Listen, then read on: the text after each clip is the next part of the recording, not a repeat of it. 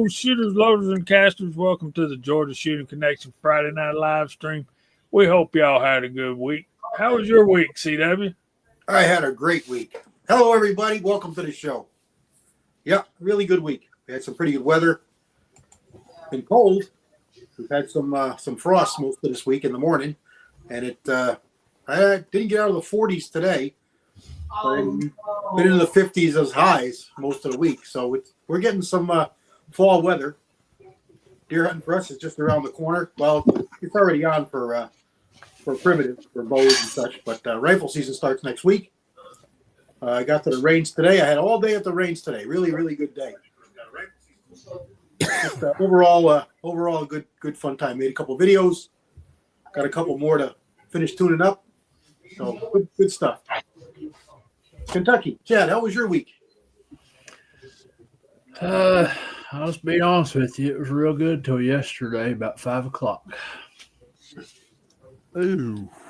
I was coming through a field in my digging truck at work, and a fiber optic company come through and hung some new fiber, and they hung it very low, and I had the sun in my eyes, and I snagged the fiber and broke a distribution pole off and brought the power lines to the ground. They was laying across my truck, and had to sit in the truck for a few hours and wait on somebody to come and test and ground the line to make sure it was de-energized. And I was out late last night getting the new pole in the ground and wire back in the air.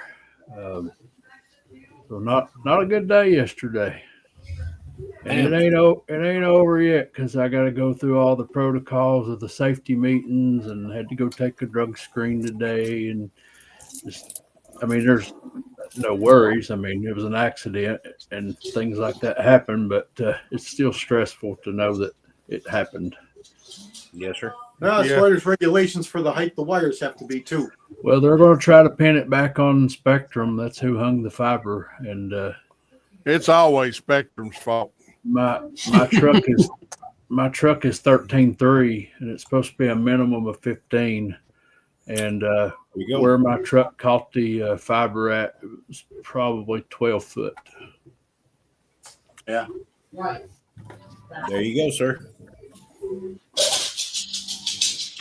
As long as you don't put a redneck lift on your truck, I think you'll be all right. As long as it's flying factory. Well, it's a 6x6 Freightliner, so I'd hate to see what a lift kit costs for that thing. It's rather large. It costs for a Peterbilt. Yeah, it ain't no F550. Well, my truck weighs about 54,000 pounds, so I didn't even feel the fiber. I just happened to look out my side glass and see the pole coming with me. Is it oops? Yeah, I'm dang, I hate when that happens. I know your heart sank there for a minute thinking, oh my goodness, I look like an idiot right now. But it wasn't your fault. No, I mean, if it wouldn't have happened to me, it would have happened to my helper, because he and I are the only two that drive the truck. And I was like, he's brand new and I've been there for years. So I'd say a brand new guy, they've been more apt to just let him go. Yeah, it's probably better that it happened to you.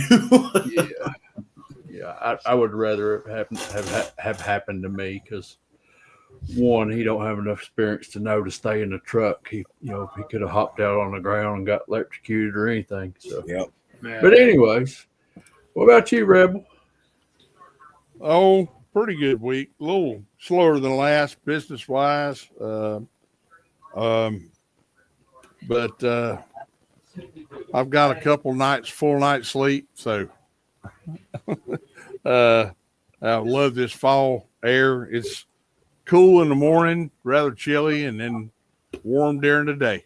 So best of both worlds kind of right now. Probably not the best for deer hunting. That one cold snap we had really turned. I got a scrape about the size of a Volkswagen hood up under a that's about 8 foot tall, and he's been licking the branch and tearing it up and doing all these things. And I got a picture of him, which I was telling Jamie about compared to his deer. And I'm not going to be a liar. I'll put him on the ground if I see him. He's mature buck, but there's bigger bucks running around here. I'm just so pleased with what we have. And I think the mantra of people don't kill them young bucks is kind of starting to work out a little bit, because we're getting some huge deer being turned in, enormous deer. Good deal. Well, does fill the freezer quicker and they taste better. Taste better. Yes, sir. I gotta watch it though, Kyle. I got a couple little nubbies running around here, and you can mistake them for does real easy. And I've done that before, and it makes you feel like crap. So yes, sir. Little button bucks. Yeah. CW said earlier the work starts after you shoot it. That's right. All of our processors are full up and not taking deers around here. So if I kill one tomorrow, I got to cut it up myself. Yeah, I hear you. Well, that ain't that big a job. What's going on, Six? How was your week? I had a pretty good week. Nothing to complain about. Had a couple guns put back together. Hiding in things. Got some more parts ordered so I can work on some more guns and stuff like that. Been fairly good. Can't complain. About the only thing that crazy that happened was I had a video taken down this morning. I filmed it and I won. They put it back. All up. right. Good deal. A 5-year-old video. Do you go buy lottery tickets? That's what they've been dinging on me is old. Better go buy lottery tickets because that don't happen very often. Well, I wasn't selling anything.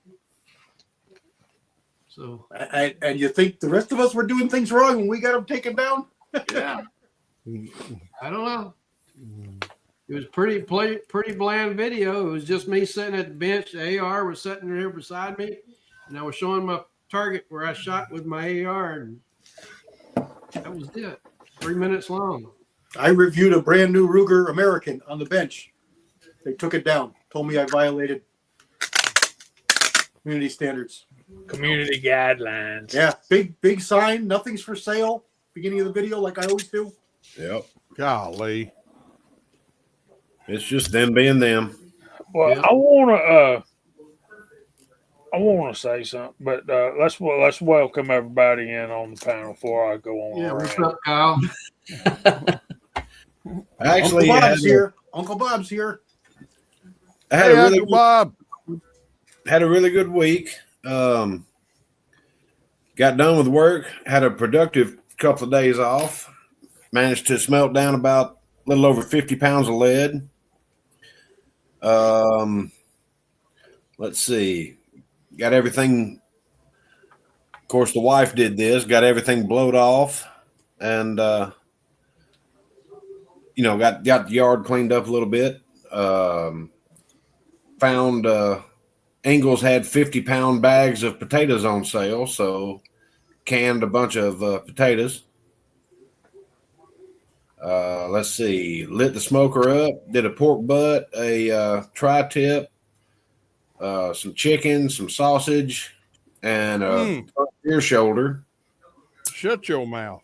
Oh yeah, we ain't got to cook for a minute. Other than that, it's a great week, man. Got a lot of stuff done around here. Jamie, how are you? I'm tired, boys. But I'm tired. Hanging out with them trees 15, 18 feet off the ground will do that every day. Yeah, especially getting up at 10 minutes to 4 and not able to go to sleep till 9 or 10 o'clock at night. Well, what makes you real tired is having to drag one out. You ain't telling me. Yeah, two is worse. Yeah, 2 is look, guys, you don't want to kill 2 deer at one time. I'm telling you. No, it's too much work. I've done it. We've had. I've done it five too. At one time. 5 at one time. I was so excited about seeing the one deer, I didn't see the one behind it, and I ended up tagging 2 at one time. It happened to me once. But yeah,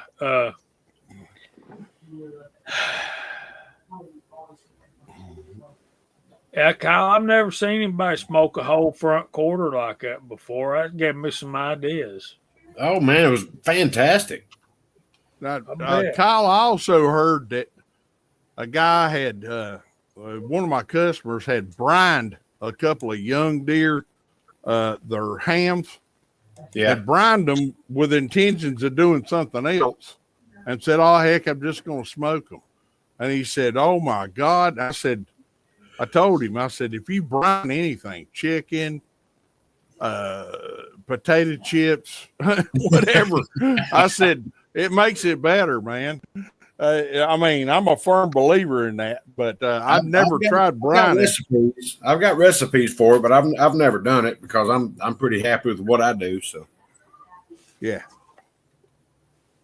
I might have to try that. I never thought of brining one.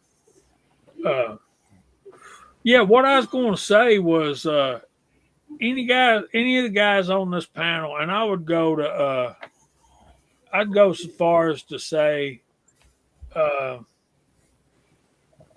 everybody on the side chat that actually is producing some content. I know Thorzak takes a lot of papers, don't it, brother? you got to get you one of them old Cheech and Chong records. Yeah, there you go. Anyway, I got that. I got that. I'd say it took you a minute. Yeah. I was going to say that I think most all of us, if you see us talking about guns or showing a gun that we own, the last thing on our mind are, I saw that hillbilly tri-tip. I'm hoping to get some in the morning. This is the thing, man. We showing off what we own, what we got. You ain't getting it. It ain't for sale. It ain't for sale. We showing it to y'all because we bought it and we like it. We love it. We want to share it with y'all and show you about it. But you ain't getting more of it. Yeah. Yeah. There's GGW. Go Dogs. Big game tomorrow. Yes, sir. Yes, sir. So, Six, you been hunting yet? Nope. You going to? I don't know. My buddy's his daughter's still in the hospital. Oh, that's rough. Still, huh? Yeah, it's been pretty bad. Matter of fact, it got so bad. He got so upset he ended up in the hospital. Damn. Or in the ER. Yeah. They finally sent him home. Get out of here and go home. So, Well, prayers out to him. Yeah. I imagine if we go, it might be late December. Oh, when it warms up.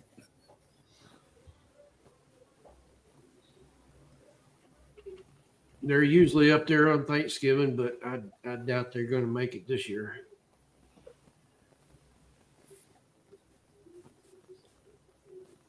That's all right. I mean, I enjoy going up there, but I don't have to go. So I do enjoy the deer meat, though. Yes, sir.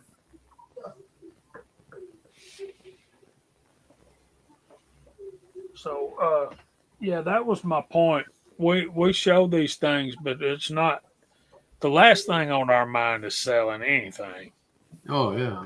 I think the only reason any of us would sell anything is if we needed to sell it to buy something else we really had our heart set on. No. No, I'm happy with what I got, and I don't want to sell any of it. That's right. That's right. I want to tell y'all something else too, and I hope y'all read the description about our topic tonight because we got questions for you guys on the side chat tonight. We want to know something. Your description was a little vague, Jamie. It said, "Hey guys," and that was it. Yeah, that's what I got. Did I not? Got the whole thing.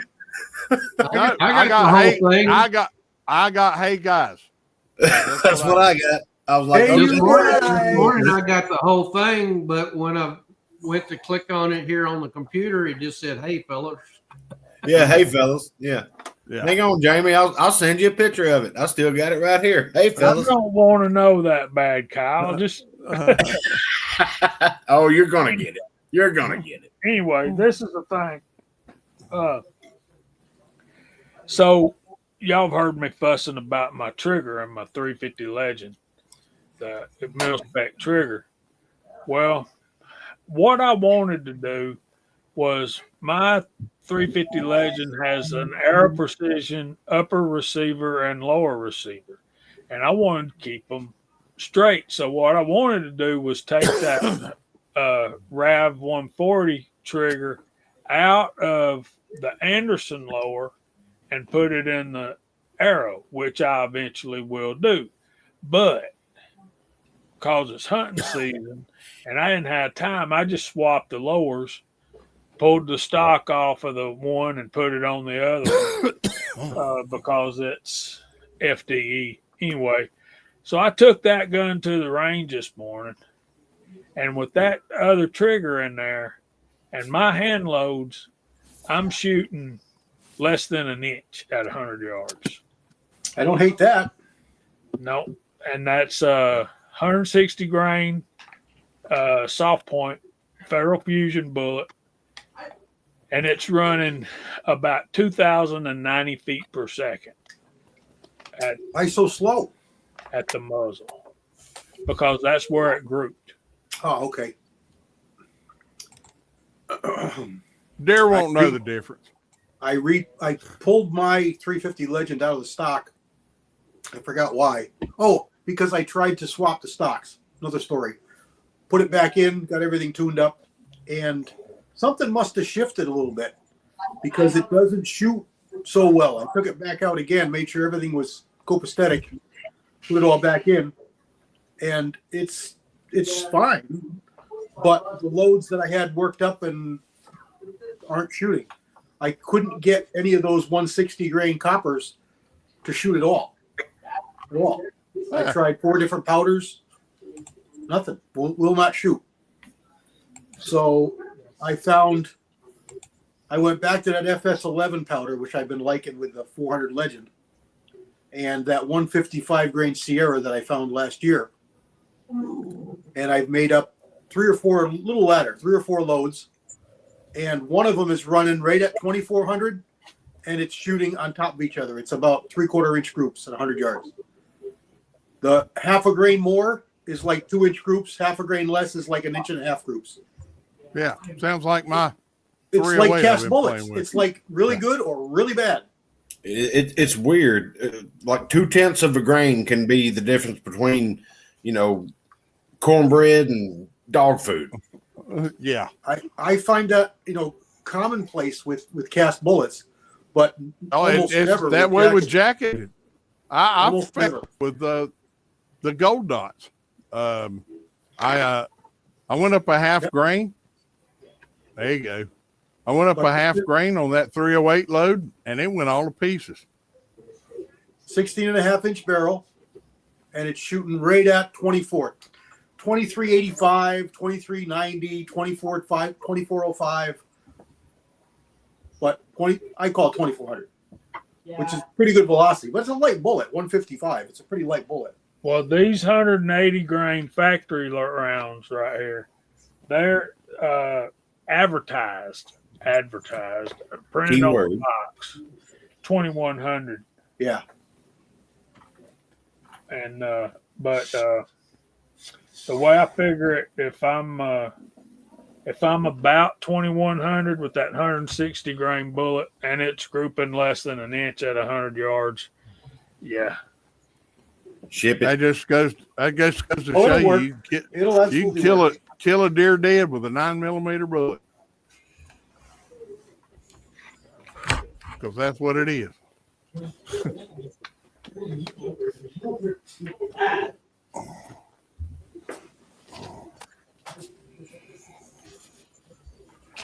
Well, it ain't going 9mm velocity.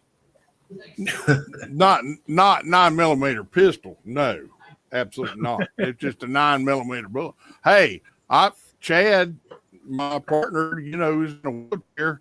He's riding along on his 4-wheeler during deer season, going to a place he's going to deer hunt, and a doe jumped out in front of him. He shot it with a Taurus G1. Pow, right in the neck. She fell dead. I'm like, behold, the ultimate poacher. And he was like, I didn't poach that deer. I killed it legal.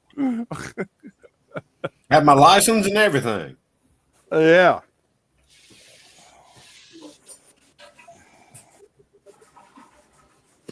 But yeah, man. I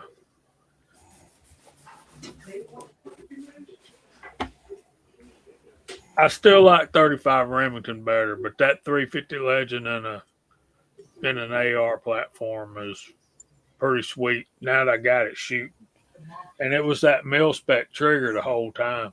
I'm telling you guys, Jamie, God. you might all try.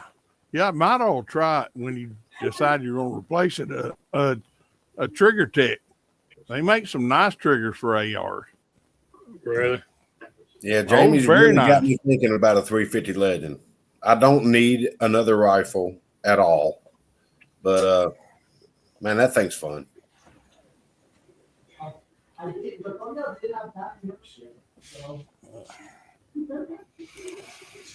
I got one in the Ruger Ranch model.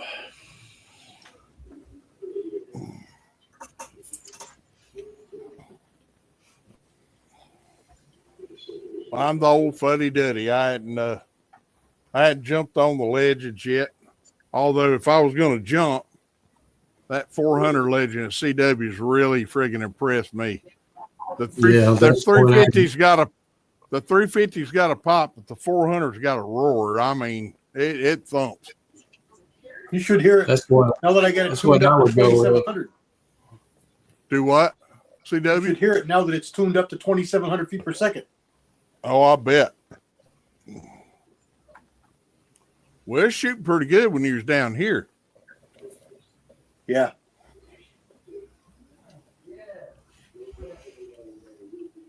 I don't know why I'm fussed about this 308.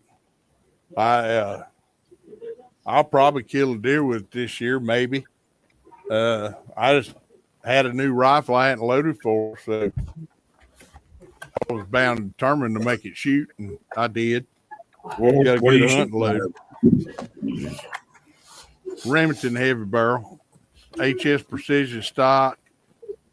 No, what bullets are you shooting? 168 gold dots. I could stop a rhino with them bullets. About 43 and a half grains of 48.95. Get you where you need to be. Or I'm sorry, 40.64. 44 Varget. The low end. That's the low end. And I went up a half grain. It went all to pieces. So I went back to 44 to see if the 44 would repeat. It didn't quite repeat. So I did a seat and depth test. Dropped it 5 thousandths, dropped it 10 thousandths, and 10 thousandths from my Cedar Zero was money. It just nice clover leaf. And It's amazing what little change will give you such a big difference in the outcome. Yeah, 10 thousandths. I mean, that's a hair, you know. Yeah, and but it's something. Don't say it, Kyle. Don't say it. I was didn't. just thinking. I didn't. All right. But is it blonde or brunette? yeah, it's red hair. Red. But I mean, it shoots fine. It's a hunt load. It's 3/8 of an inch group. I'm not going to whine about that. You know, I loaded That's some me. burgers. I loaded some burgers in it with the same thing, jammed 1,000ths into the lands, and it shot them in the same hole. So, but I don't hunt with burger bullets. I want my bullets to perform. So, I like that. I like those gold dots. I like that 168 a lot. That's that's my a nasty. Mauser. Yeah, my Mauser that my father built way back, way back, is sighted with that with that Winchester powder, 6.5 stay ball. Yeah. I want to say I'm just over 28. Was where I settled with accuracy, and it's good. It's good. I'm wondering about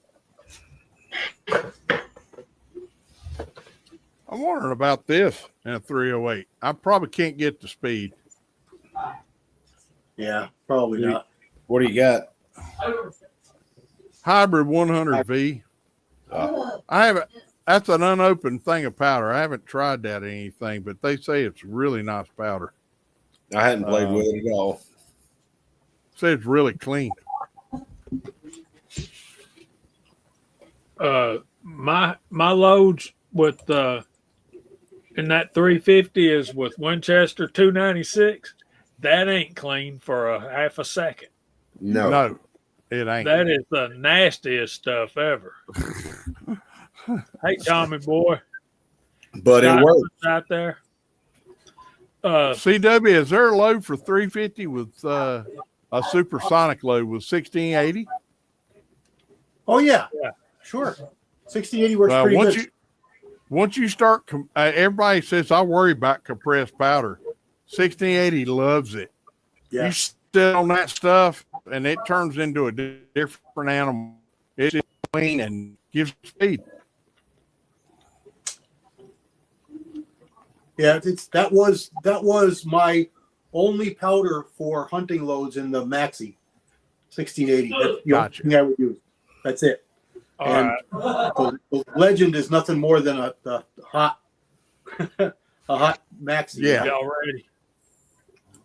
In I see. 3, 2, 1.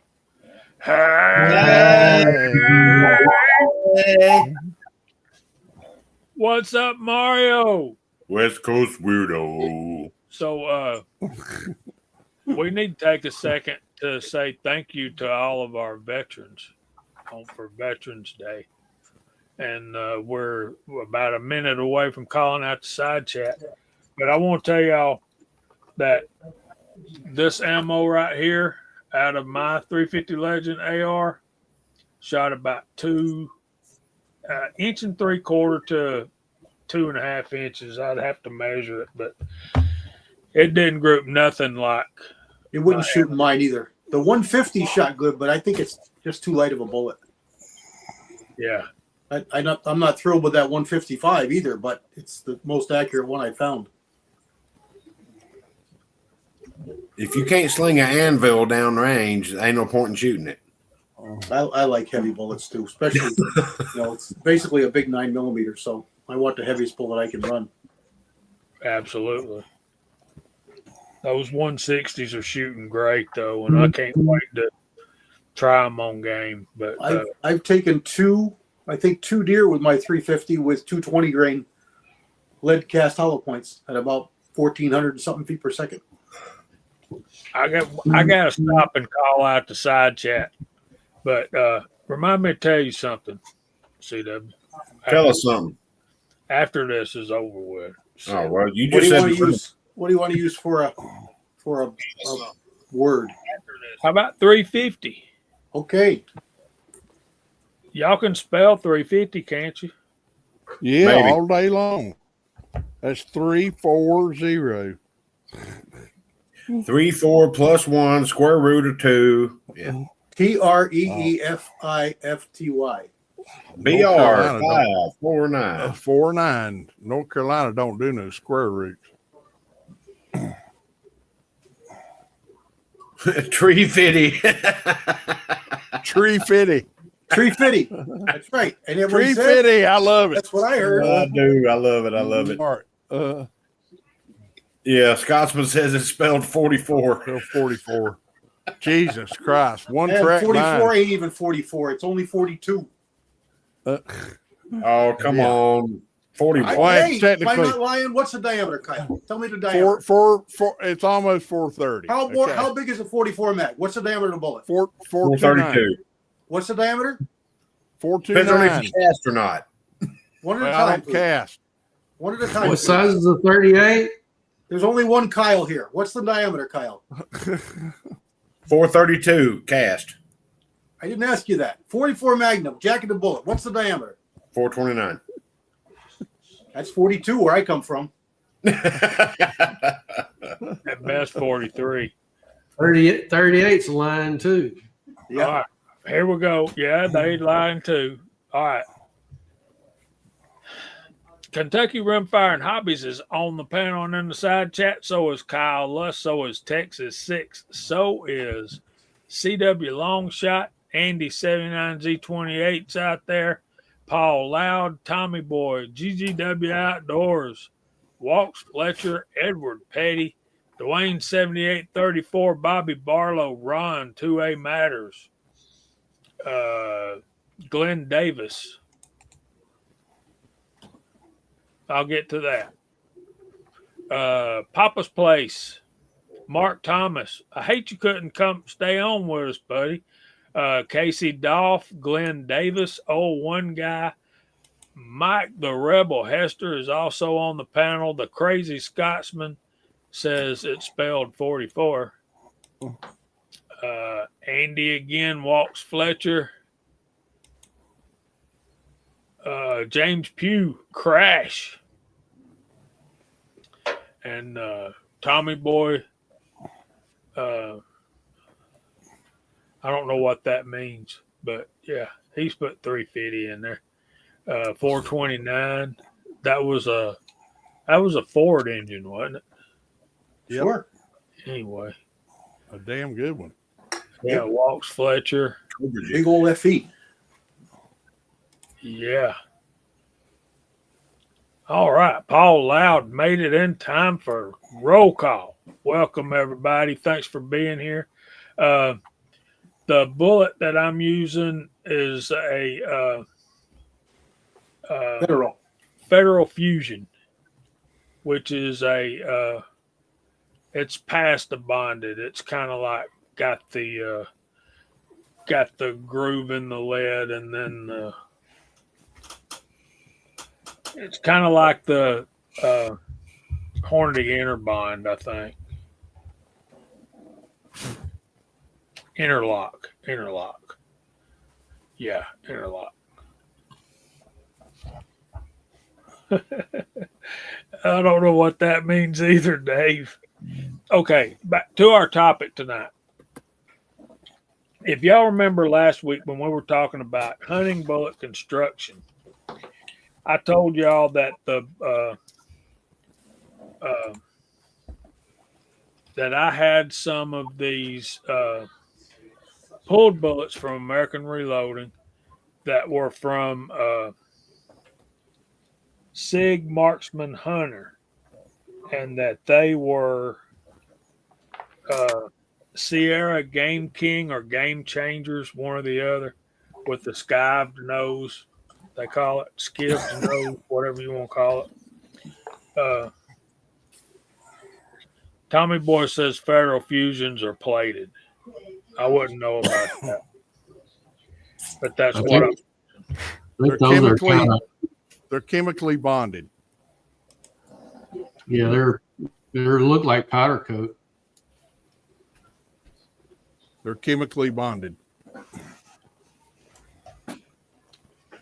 There's Floridian. What's up, man? But that's Dang. what I'm using in 350. Probably switch to some Hornady interlock. Either that or some Winchester soft points, power points. I like those bullets a lot. They work for me. So chemically bonded is plating. Yeah.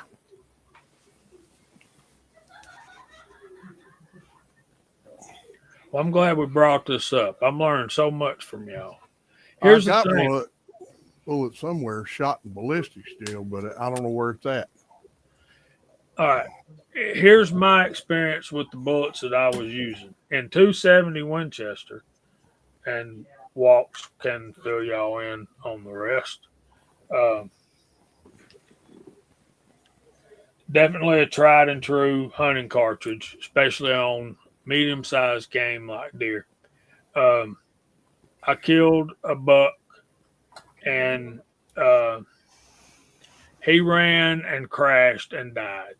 One shot, he ran about 20 yards at the most and crashed into in between these two trees. There's Miss Hot Shot. The problem I had with it is I'm calling it a bullet failure. And a lot of y'all would argue that point because the deer is dead. But the fact of the matter is that there was no blood from the point of impact. The blood didn't start until like 10 to 15 yards after the deer started running. And I've heard CW talk about that. I want blood at the point of impact, and I want to be able to follow that trail. So, after that happened, the next day, I shot a doe and was unable to recover the deer and lost her. We followed her for at least 100 yards, at least, probably more like closer to 200. And it was a through and through shot, Tommy boy, but there wasn't blood. There was just not instant blood like what we want to see. And so after that happened, I've got all of those setting right there, and they will be pulled. And those bullets will be delegated to target shooting or whatever. But yeah, I will be. What was the bullet again, James? It was the Sierra Game Changers or Game Kings, which Oh, are the ones we talked about. the ones we talked about. Remember, I told you I was suspect of that bullet last week. Yeah. Well, I proved myself correct, and unfortunately, an animal suffered because of it, and that will never happen from me again. Especially, I should have known better than to try to take the doe with the deer with that round because of the fact that the blood was so late hitting the ground on the buck. So, was it through and through on the buck too? it was through and through. Yeah, Did you have a noticeably larger exit? To suggest expansion? do what? Was there a noticeably larger exit to suggest expansion? Not as much as I've seen with that Winchester PowerPoint. Then I did some more research and did some more digging. And a lot of people are of the opinion that those bullets, while they rant and rave about them in Europe. SIG's a big brand name over there, and they're called the Marksman Hunter. But they changed the name and changed the bullet. They're calling Platinum Hunter and Platinum Marksman Hunter, and they switched to a polymer tip bullet. They pretty much had to.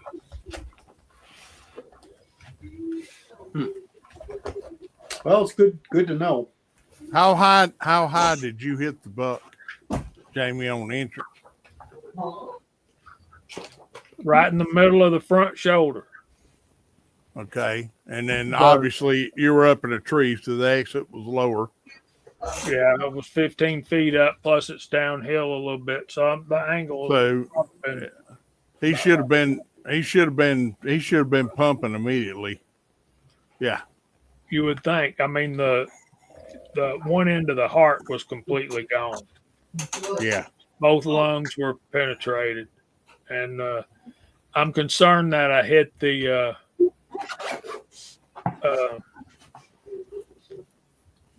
I'm concerned that the doe I hit a little bit back. In other words, a lung shot. Yeah. And not the heart. Sounds like the jacket's a little tougher on that bullet than what it should be.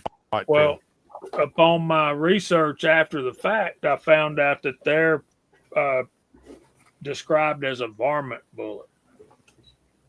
And if I'd have known that, I would have never. Well, you shouldn't have got it. If there were a varmint bullet, you shouldn't have got an exit out of it. Yeah, you would suggest that to mean they would be, fragile. Yeah. Yeah, that's what I'm hearing. What was your velocity? 28. That should be pretty fast enough. CW, you still don't have a file of that old post you made with all the bullets you sawed in half, did you? I probably. I've got them all in the box downstairs. That is really super interesting to look at different. It's one thing to shoot them in wet pack and ballistic steel and say, okay, this works, it doesn't work. There's another thing to see why they work and don't work.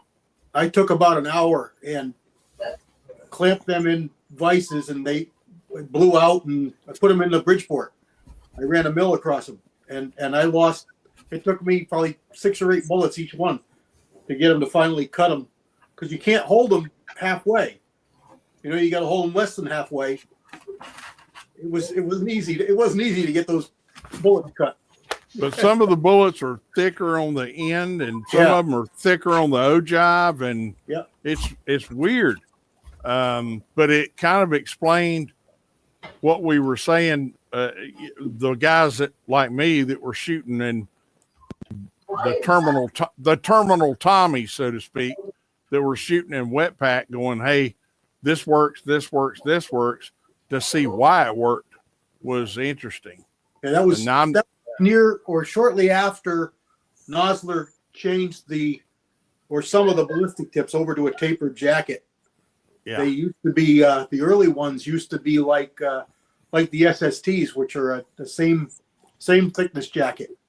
Yeah. And that's usually deemed a varmint bullet when it's same thickness jacket, because they're easier to expand.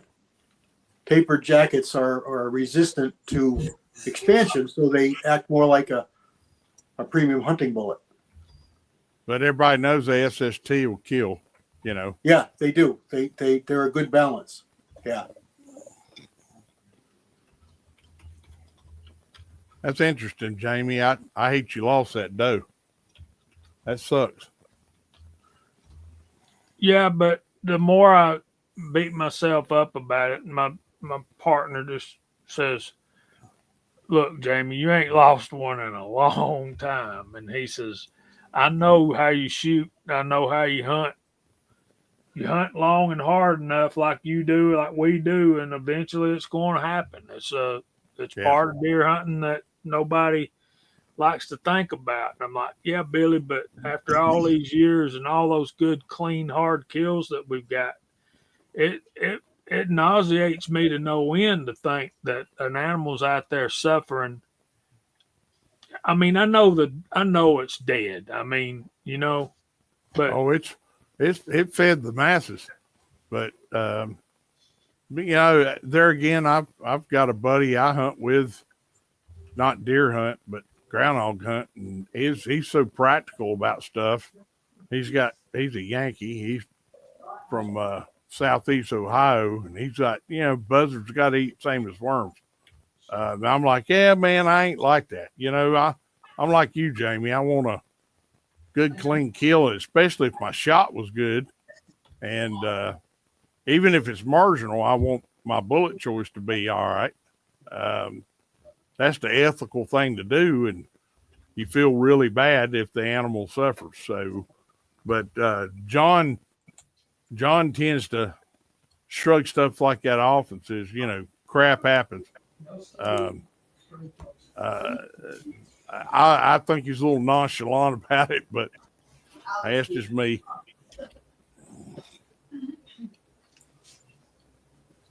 Yeah. Hello, Stan. Stan Christensen is a good friend of Ricky Bears. Crash. Out there in the side track. He's Crash is from Michigan. He don't consider Ohio Yankees. You all Yankees. That's funny. And if you move down here and stay, you're what? Yeah, Yankee. I'll say that blurred. Nah. But yeah, that's where I'm at. I'm kind of sick about that. Which made me want to talk to you guys about what works for you guys. What are y'all using and harvesting deer and getting good clean kills with? That's it right there, Walks. That's my prayer. I pray every morning before we go out. I pray for safety, and I pray that the Lord would guide my projectiles, make them straight and true. Give me a good clean kill or a good clean miss. I pray I don't cough or sneeze or fart too loud. And then, preferably not at the same time. Exactly. And then Lord gave me the skill. I know what I can do. If I screw up, it's on me. You know.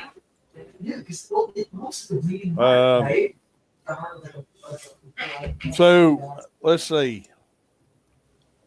This is what I used. Jamie didn't call on me, but you asked a question. This is what I used in the 6.5, 120 grain, and it just performed excellent. Okay, just excellent. No bullet recovery, 2 holes. I know I've talked a lot about the gold dot, but it ain't the only bullet I've used. These are some I loaded for a friend. I don't have a 270, but very accurate. Just a good old Sierra Game King. Vanilla ice cream bullet, but they work. No, they don't. That's my point. No, I'm talking about the lead tip Sierra Game King. Is that what you're talking about? I'm talking about game changers. You're talking about game changers. Yeah. I'm talking about the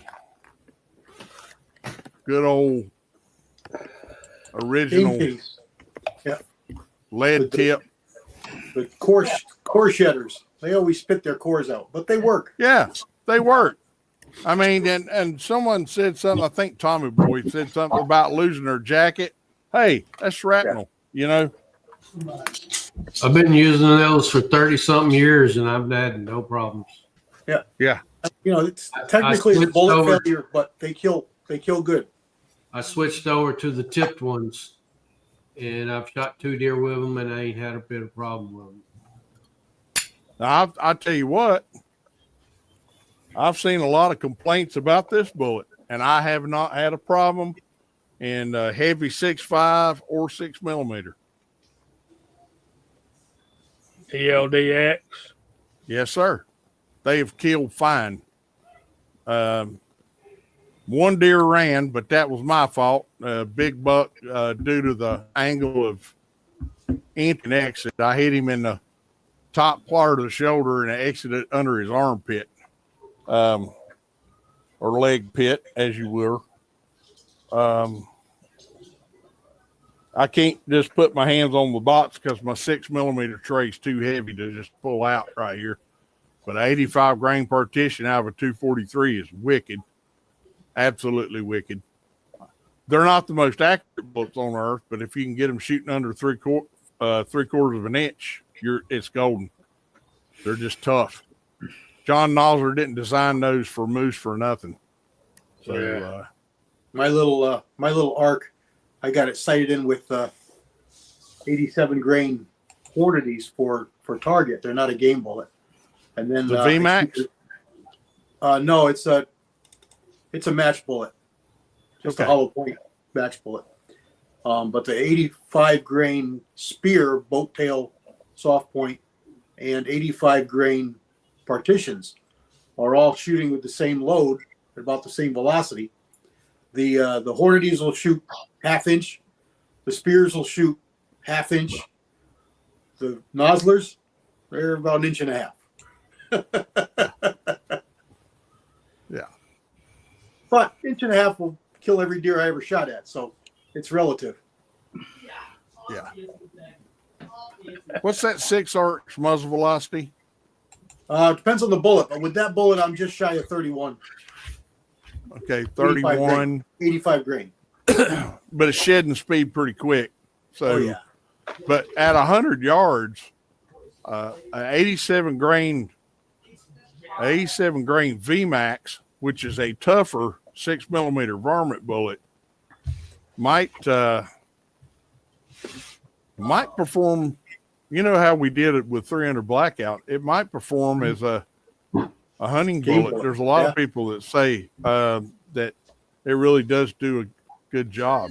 I know it's evil on everything I ever shot with. I've never shot a deer with one, but I shot one deer with one in a 243 at about 200 and something yards. One of the longest shots I've made. And I that bet it bullet ate him up. It was beautiful. It went in. Yeah. It expanded. It came out the other side. Maybe a nickel-sized exit. I mean, that bullet, it wrecked him. He didn't go 50 feet. Just through the lung. Just through the lungs. Now, if it had been So, 50 yards, good. You wouldn't Probably have would've recovered the come apart. bullet. Yeah. Yeah. Because it was going like 33 and change at the muzzle. So Yeah. by the time it got out there, it was, probably 3,000-ish. What about you, Kentucky Rimfire? I used to primarily hunt with the 243, and then I got my 35 Remington, which I love. But this year it's probably going to be jealous because I'm trying out this 300 blackout in the 220 grain. What bullet is that? This is the Remington, just the UMC subsonic. So you're going to rely on it to tumble, right? You got to rely on it tumbling. Yeah. Yeah. Which I don't- Next good. I don't get a next shot. I don't get a shot around here outside of 75 yards. So That's why that 35 Remington works so dang good. Yes, sir. Them those 200 grain bullets I sent you, they work well. Just make sure there ain't another deer behind it. If My, you can, my buddy go took, ahead, CW. I don't know if he did 10, but he did, more than half a dozen with a 240 Sierra in that 300 Whisper, 10-inch 300 Whisper. And that's what he got. He always got tumbling. I don't know that he ever used the 220, but he wanted, and mine's a 1 in 10. So you're probably a 1 in 7. So that's 190 subs. If you get those 190 subs, Kentucky, those are evil. They don't really expand. They kind of peel, and shred. I mean, I've shot these at 100 and they grip pretty good, but the best groups I've ever had at 100 with my 300 blackout was 208s. Yeah. AMAX. And I mean, I could stack them. Those are hard to beat. Yeah, that's Kyle's favorite. Yeah. Those are hard to That beat. was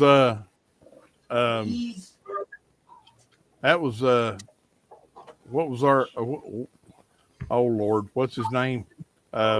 It was on 300 blackout. That's what he killed his first big buck with, was a 208 AMAX. And he shot it in the neck, and it left a heck of a blood trail. Well, I can't believe they quit making that dang bullet. All but I'm the 168. Yeah. if I'm satisfied with the 300 blackout, then next year it'll be suppressed. I'll shoot it suppressed. Well, you owe it to yourself to try it supersonic. Hey guys, I put y'all a note in the private chat. Y'all. Yeah, I seen it. I've shot 110s out of mine, and it shoots them really well too. Yeah.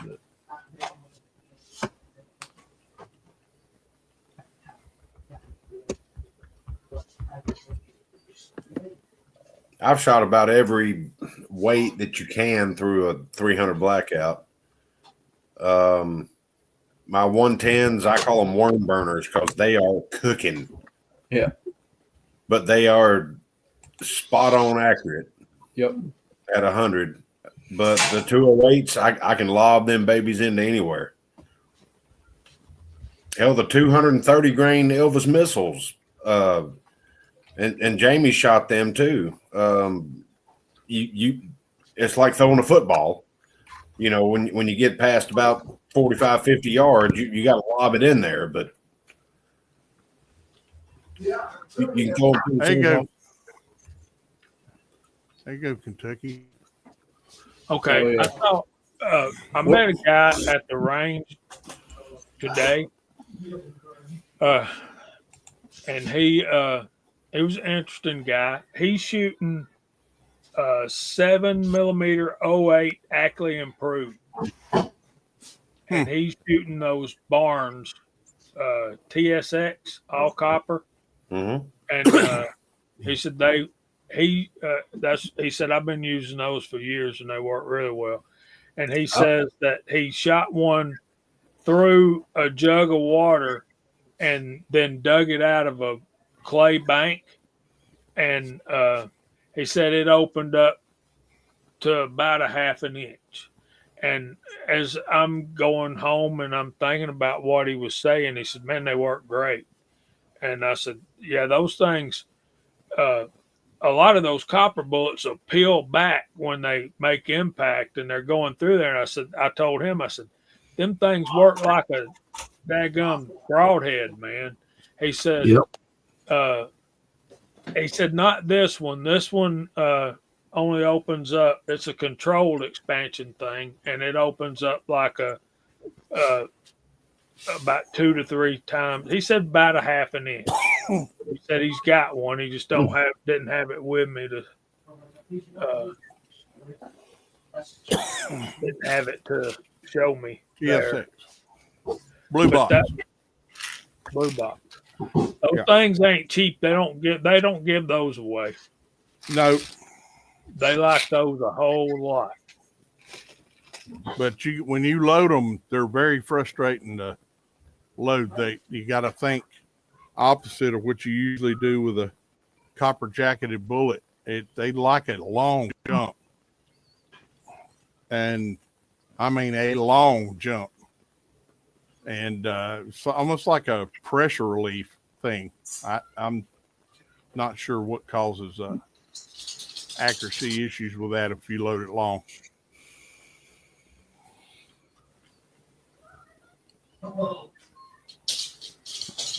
There's Walt's comment. I saw it. I held it in my hand today.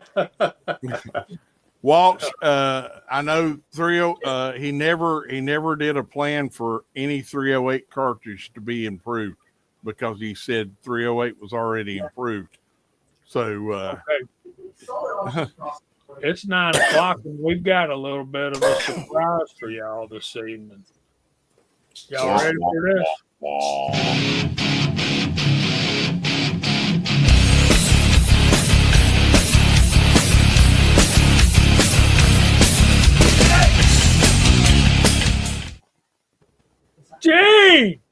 Gene, my Birthday brother. boy.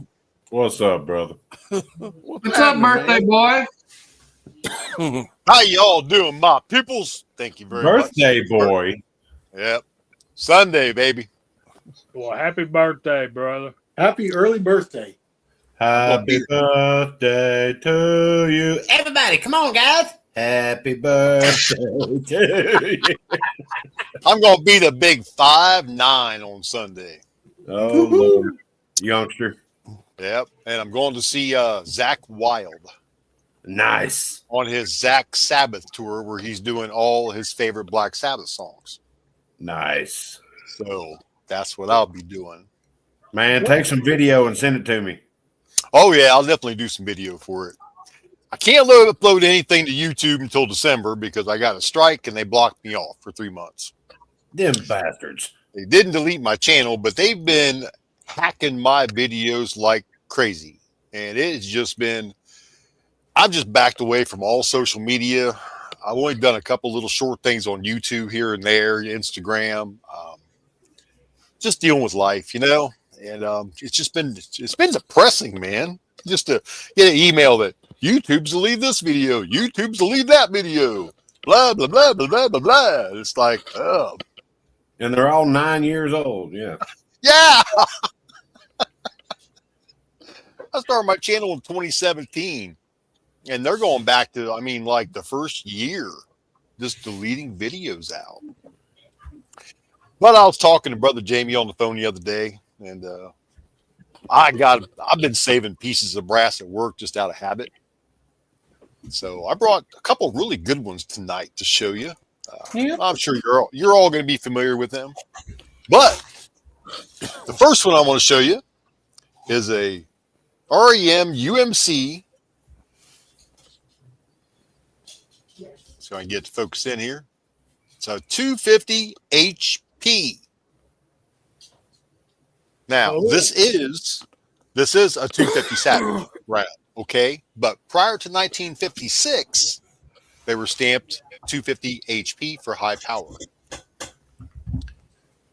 So that is a pre-1956 piece of brass. That is different.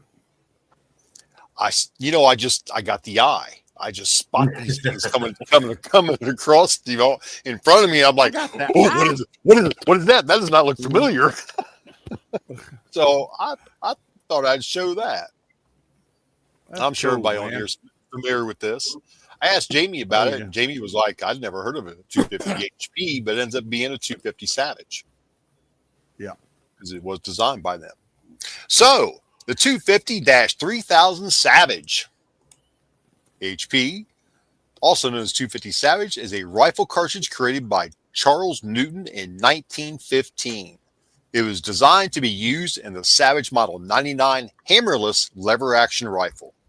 The name comes from its original manufacturer, Savage Arms, and the fact that the original load achieved a 3,000 feet per second velocity with an 87 grain projectile. Whoa. That's hauling. That's hauling. That's bringing the mail. Oh boy. Designer was Charles Newton, designed 1915, Savage Arms Company. Variants are the 250 Ackley. Its parent case is a 30-06 Springfield. The round that won 2 world wars. Well, it works. The bullet mass and type of the ballistic performance of this is 75 grain is at 3170, 90 grains at 2997, 100 grain is at 2864, and a 117 grain is 2652. That is a test barrel length of 24 inches using accurate powder. That's the first one. The second one, if you're in any USPSA shooting or like know anything about South American countries using the 38 Super instead of the standard 9mm, because the 38 9mm being a NATO round, and they cannot use, and they're not legally allowed to have 9mm handguns in most cases, unless you got a lot of money. But this came across. This is the precursor to the 38 Super. This is called a 9mm ST. And I'll get that. It's stamped 1935. Wow. Wow, man. Now, this piece RWS. is in a whole barrel of other brass, and I just looked down and went, "What's that?" That looks like 38 Super, and I pulled it out and said, "That's a 9mm ST 1935." So a couple pieces of old brass for all of us old fuckers out there. I thought that was really cool. That That is cool. cool. Very neat, brother. But that is what Hot Pot's got. Very good to have you back on here, man. There's the American Hillbilly. How's your week, brother? Oh man, great, great segment there, Dean. Thank you, Yeah. sir. Nice seeing you. Bucky's to you. I like 250 Boosie. horsepower in a bullet. Yeah, me too. This thing's got it, man. This Yeah, thing's this definitely is got actually the HP. Bucky's coolie too. Yeah. Wow, I gotta got love Bucky. a buddy of mine that chambered a Really? brand new rifle barrel in 250 Savage, and then he ackled it later on, and then went out west and killed an antelope with it. And the guide said, "Man, that thing didn't make hardly any noise." He said, "What is that?" He said, "250 Savage Ackley." He said, "What is that?" He said, "Look it up." And he said, "My God, that cartridge was made a long time ago." He said, "Yes, sir. Still works today." Well, yeah. apparently this worked really well because the primer went off, Yeah. so the case isn't split. Yeah. I've actually got There's two no- of these cartridges. I found two so far. There's no projectile still stuck in the other side, so surely it worked, huh? Yeah, It It's worked hollow. enough. hopefully it took down something good and made a family happy. Look at this, how weird this primer looks on the back. Wow, Waltz is bringing us into a little bit of history here. I didn't realize it was that old either.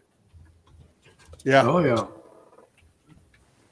Yeah, most people overlook that 95 Savage. It looks just like the 99, but the stock's a little different, and it's got different chamberings.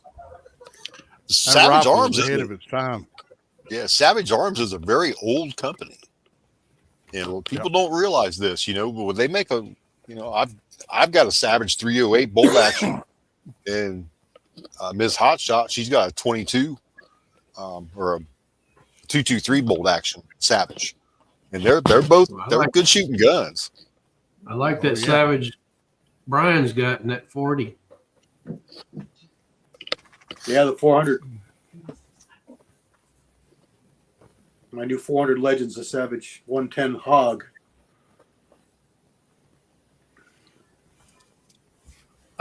What's this I see out there in the side chat?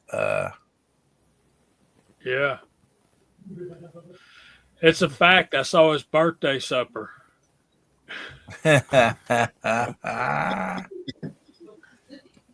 So big happy birthday to CW. That was the other day. Yep. Yes. And I Happy need to B-Day. remember his birthday because it's the day after my wife's. So one of the reasons I could remember Willie's was because it was the day before mine. So You're better off to forget your birthday than remember your wife's. That's yeah, turns out way Yeah. better. yeah, but she ain't gonna let me forget mine. She CW, how does 35 feel, buddy? Yeah. 20th anniversary of my 39th birthday.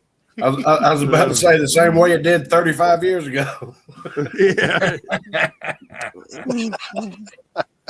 Yeah, Stevens was a part of. They were an independent company, and Savage bought them out, and I think it was pretty much to get the shotgun line from Savage from Stevens. By the way, Ruger's bringing out the Glenfield line again. Yeah, we saw. Well, It's just a Ruger American. Yeah. I heard. Matter of fact, I think it was CW fussing about his video about it. Hootie Hoos.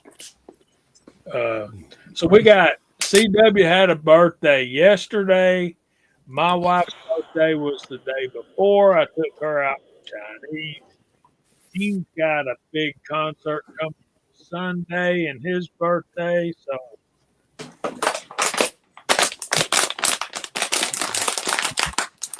So all these birthday babies around us. Valentine's Day. It's Valentine's Day. I was thinking it. Count it forward, huh? Mark Thomas got a good one. Wasn't that Savage 1907? Wasn't that in the trials when they adopted the 1911? Yes, I sir. thought It sure was. And the Luger. I'd like to have that one of those two Lugers. There's only two made. If you could find one of those, you'd be a very wealthy man. I got to speak up for all the shotgun people out there like myself. There's been many companies bought out because that company created an awesome shotgun. That's where it's at, baby. I love me a good shotgun. I got several of them. Mm-hmm. I've got some I hadn't never shot. Well, you're supposed to shoot them. That's why they're called shotguns. Right. You can't call it a shotgun if you don't shoot it, buddy. And you know what else, man? We got turkey shoots coming up on Saturdays now. So Ooh, I gotta Really? go to a turkey shoot. Yeah. Welcome to Northwest Georgia in the fall, baby. I know, right? I got this old single shot 16 gauge that I can't wait to. It's got like a 30-inch barrel. I can't wait to get it out there. 30-inch, Yeah, buddy. You can reach out and touch something with that. yeah. I love it.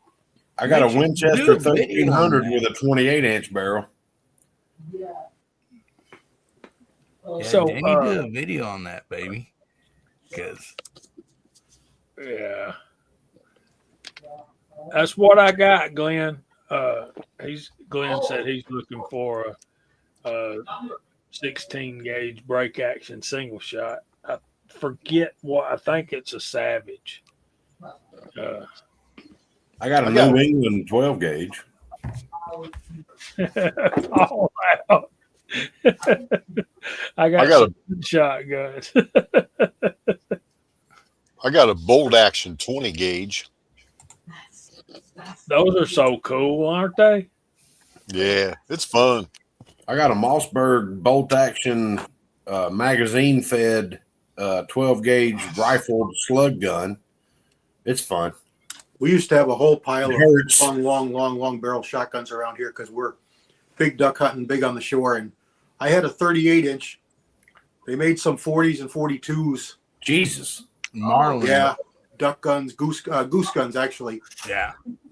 Mine was a Marlin 120, which is a copy of kind of a copy of a Winchester 12/870. It's kind of like a little bit of both, but it was they made a lot of them with 36s and 38s and 32s, inch long barrels.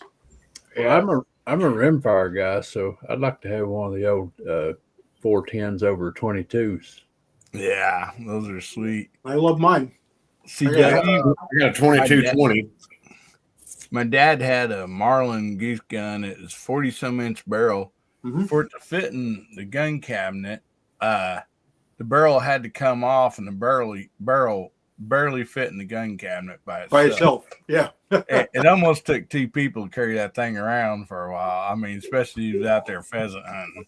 It just wore you out. But the deal was you let everybody else shoot, and then you shot that gun and still took the pheasant down. You know, it'd reach out there.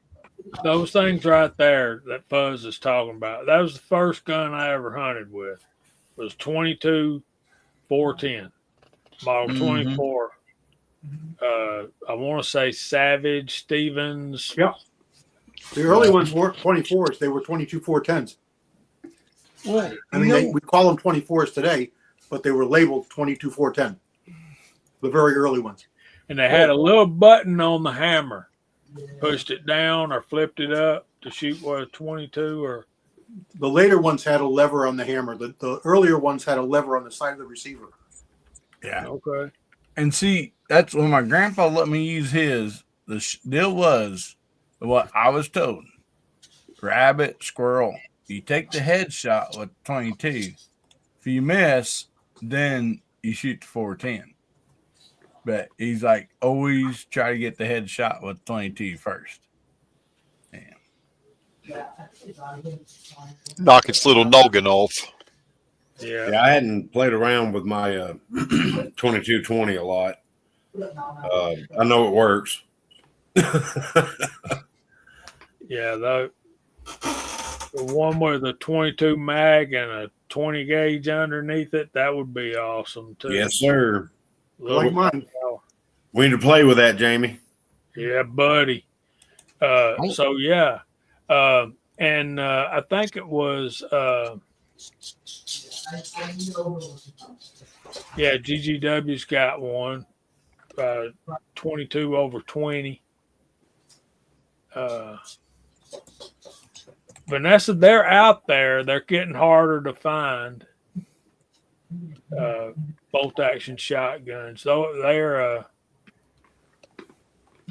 Glenn Davis, that's right. He's asking you, CW, were they those long barrel shotguns? Were they 10 gauge? They made some in 10 gauge. Most of them were 12. Mine was a 12. Yeah. I had a 32 model. I think it was a 55 Ithaca. 55 Ithaca. What was the Ithaca 10 gauge? Yeah, it's the 55. I'm pretty sure Ithaca, and that was a 32. That's a 40-inch barrel 10 gauge is like a howitzer. That's why Ithaca was bought out, was for their 10 gauge.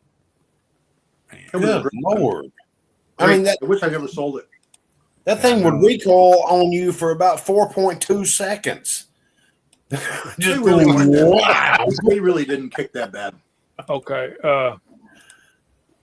Dang, man. Check that out. He also had a 223/12 and a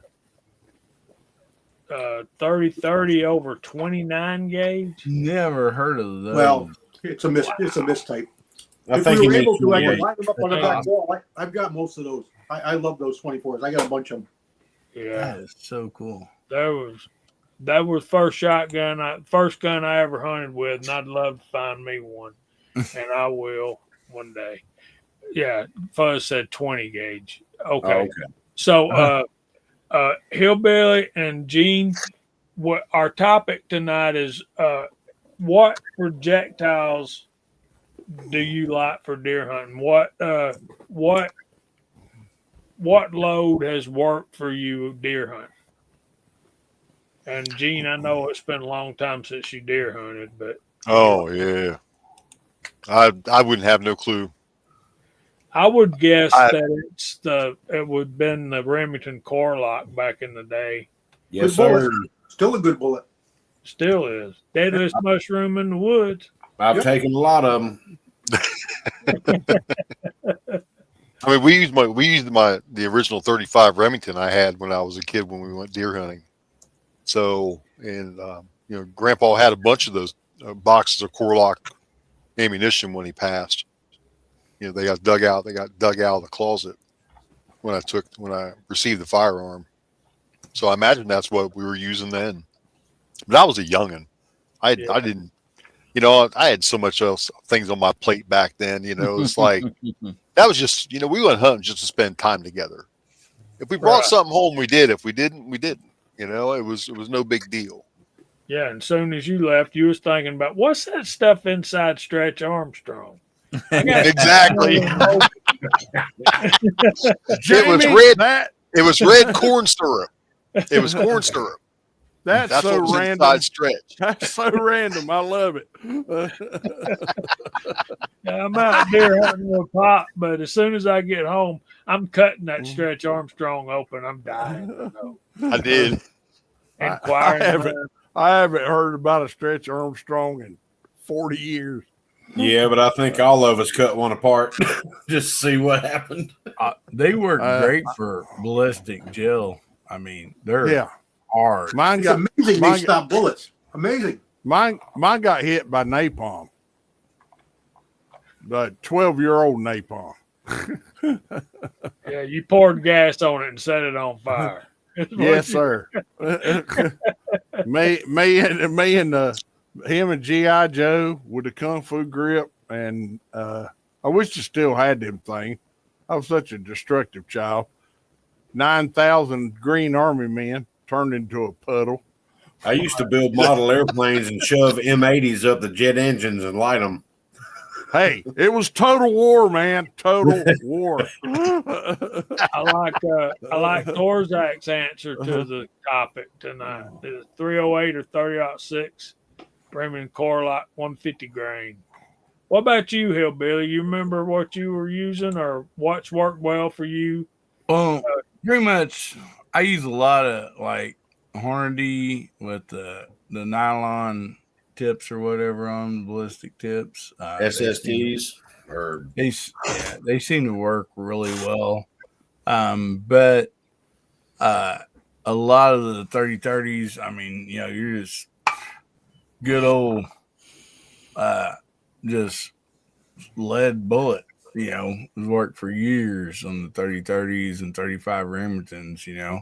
Of course, we do store-bought loads, you know, always have in the past, other than shotguns. So, but yeah, the grain, like the, you know, weight of the grain, you know, the bigger the grain, always seems to work really good.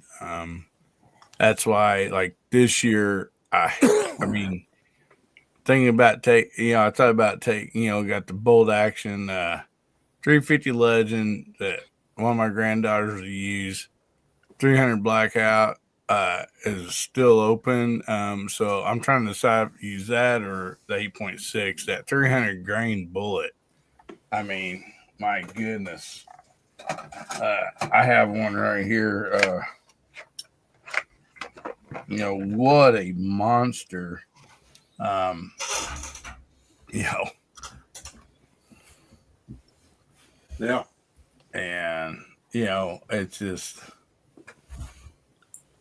that's a lot of that's a lot of copper right there. For sure. Yeah.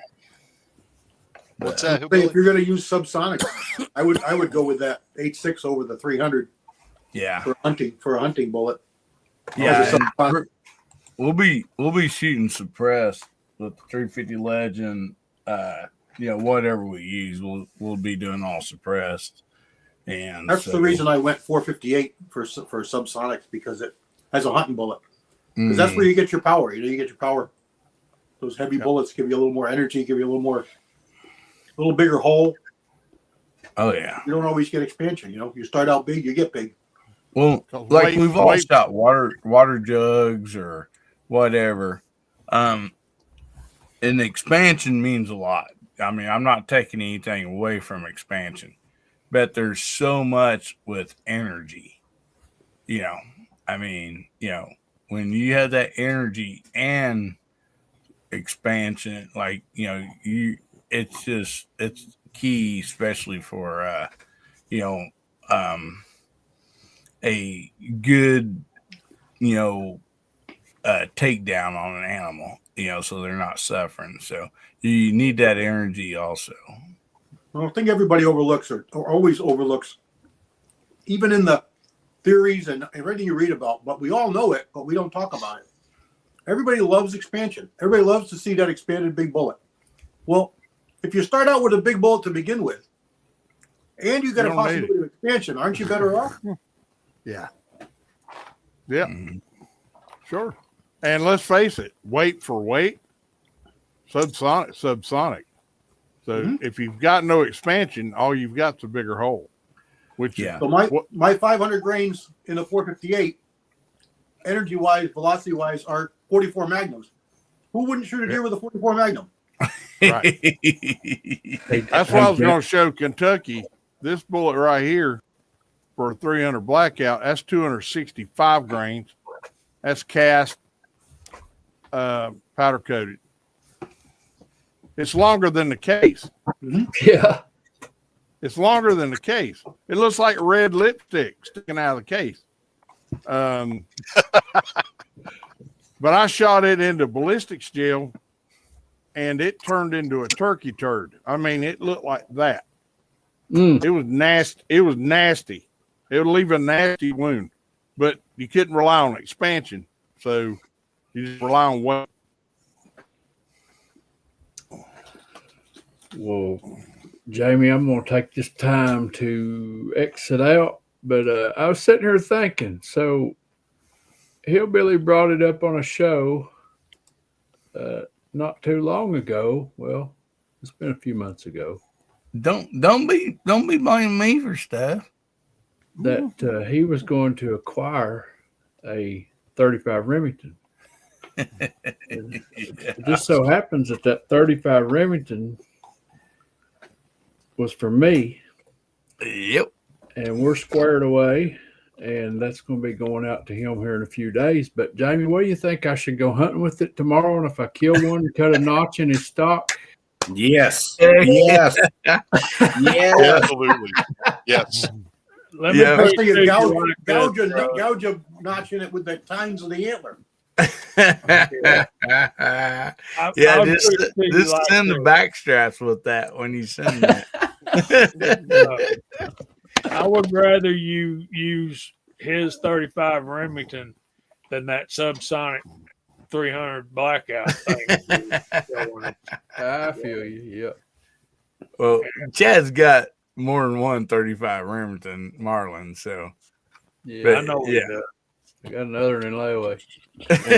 Danny, don't be knocking subsonic 300 blackout. I've killed a lot of hogs with it. I'll rescue a 35 Remington almost as much as I'll rescue a 22 long rifle. You betcha. Do the Yeah. best you can. And I know where there's another 35 Remington at right now that's got a set of Redfield peeps on it that I might go stick it in layaway. Dang, you're already taking part of my grandkids' inheritance. Don't like. Well, anyways, guys, I'm going to jump off here and get over there on my panel.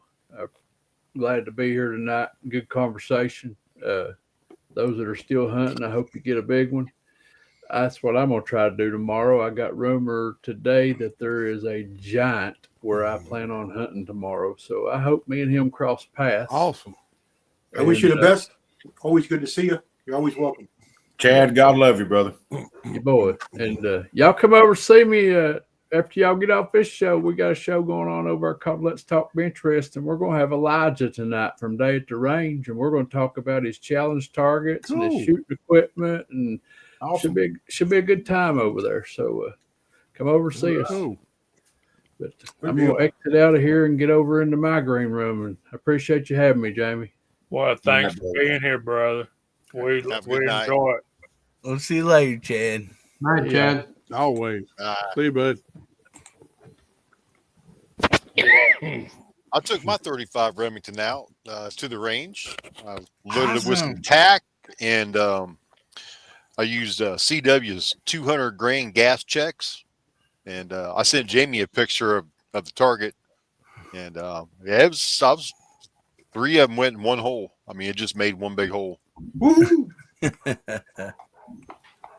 I'm telling you, man. I'm telling you, it's good stuff. Yeah, I used 38 grains. I'm gonna try that 38.5, like you said, Jamie. See how that works out. I keep finding. I did so many of those videos and so much testing. I'm still finding them targets, y'all. I kid you not. They labeled and everything. But before we get to the verse of the week, Glenn, I found one H335. H335 is a one hole group. One of them were, and anyway, Great powder.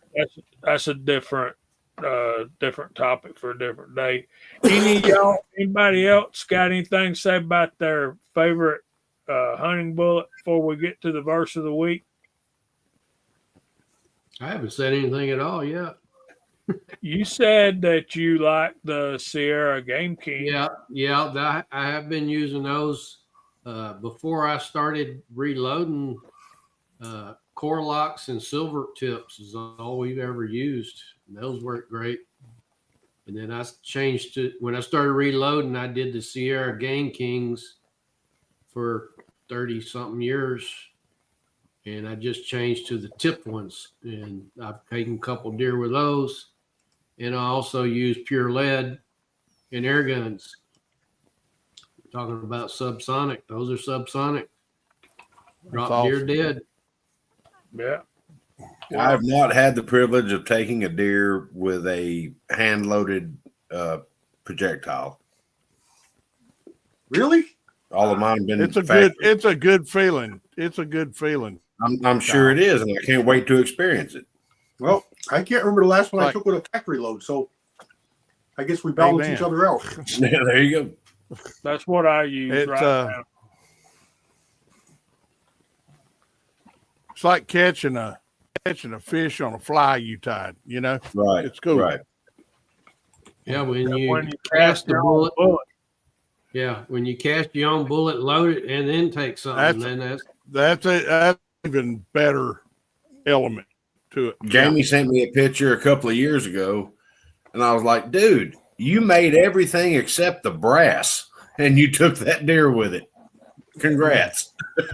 One more step up is to build your own gun, machine your own gun, and shoot one. Yep. When I was young and in good shape, I like to just run them deer down and tag them. You just stab him in the neck. Yeah. That way, the next person I- that shot him, I go and claim my tag. Take I your got to tell KVR y'all- and just I got to tell y'all this before we go to the verse of the week. So the range was busy as crap last week. Everybody sighting them muzzle loaders last minute. You know, muzzle loader started last Saturday, and I really didn't hear any shots around the house till this morning. I was having my yogurt and coffee and for breakfast and heard tick boom, tick boom, tick boom, just all around. I thought, well, better watch it going to work. The deer's moving today. But now everybody's starting to sight in their center fire. And this young'un come in, and he was shooting with his daddy. And his daddy bought him his first deer rifle, 6.5 Creedmoor. 6.5 Needmore. And he lost a deer with it last year. So he was like, I kind of wanted to shoot something bigger. So Daddy gave me a 30-06. He came in, he was rubbing his shoulder. He said, my God, that's a man's rifle right there. He said, holy crap, I thought I was shooting a 300 Winchester Magnum. I said, son, you ain't far from it. I mean, a 30-06 is a man's rifle. I said, it will knock the shit out of you if it's not config. I had my first bolt action deer rifle was a 110 Savage with a birch stock, and I almost developed a flinch until my buddy realized what was happening, and he said, let me buy you a stock.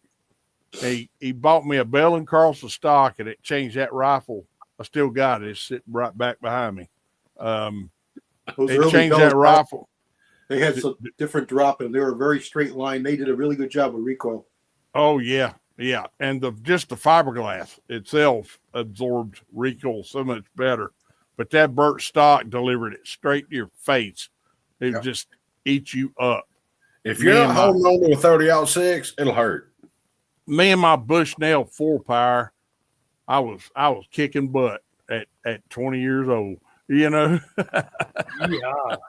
I had a 4-power on my 35 Remington until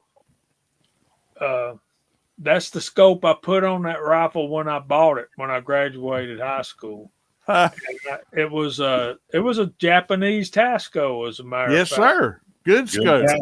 Good. I just plan. remembered the first deer I ever shot with a factory load, might be the only deer I ever shot with a factory load, was in 1986 with my first 7mm 08. It was 140 grain Remington core locks because I didn't have brass or dies to load it that first year.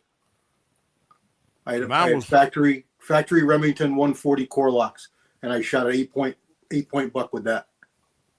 Mine was a 180 bronze point. I remember those. Those were good bullets. Oh, you darn right. But those were good bullets. I was decided I was going to shoot heavies, and I paid for it. Knocked me out of the tree stand. But yeah, that wasn't my first deer rifle. My first deer rifle was a Winchester 94, but I didn't kill a deer with it. And I got that alt-6, and yeah, that was it. You know, I'm in the money now. I'm Carlos Hathcock with a 4-power Bushnell, but I killed a deer. I killed a deer at 100 yards. Let's get to the verse of the week. All right, y'all ready? Yes, sir. Okay, for the verse of the week tonight, I just wanted to review and show y'all the lesson that we learned from the scripture that we've been studying, Isaiah chapter 6. Let's go back and look at verse 1, and I'll make this as quick as we can. In the year that King Uzziah died, I saw the Lord sitting on a throne, high and lifted up, and the train of his robe filled the temple. The first thing I want to point out here is that in the year that King Uzziah died, that is not just a timestamp. It is letting us know that something catastrophic and life-changing had happened in the life of Israel, and therefore in the life of Isaiah. So he saw the Lord sitting on a throne, high and lifted up. The train of his robe filled the temple. And then the seraphim, y'all remember the seraphim? 6 wings, 2 he covered his face, 2 he covered his feet, and with 2 he flew. Y'all remember the symbolism of they were hiding their face and their feet because they were considered, unholy in the presence of a holy God. And the next verse, he's crying out, "Holy, holy, holy is the Lord of hosts. The whole earth is full of his glory." And then what we see here is this catastrophic, life-changing event that brought Isaiah to a place where, in a vision, he saw the Lord in his throne room. Then we get to the magnification. When he spoke, the post on the door was shaken by the voice of him who cried out, and the house was filled with smoke. Again, we're seeing the impact of God's holiness. And see, a lot of times it takes something terrible to happen in our life before we have this confrontation with God, and that we realize just exactly how powerful, how majestic, how holy, and how omnipotent God really is, which is what we see here in verse 5 from Isaiah. "Woe is me, for I am undone, because I'm a man of unclean lips, and I dwell in the midst of a people of unclean lips. For my eyes have seen the King, the Lord of hosts." This catastrophic thing happened. He's confronted with God's attributes, how great God really is. And it takes that for him to realize his own sinfulness, how he is so far from perfect, but he's made in God's image. And that's the reason God loves us, is because that he created us in his own image, which makes us different from the deer we're talking about hunting and stuff like that.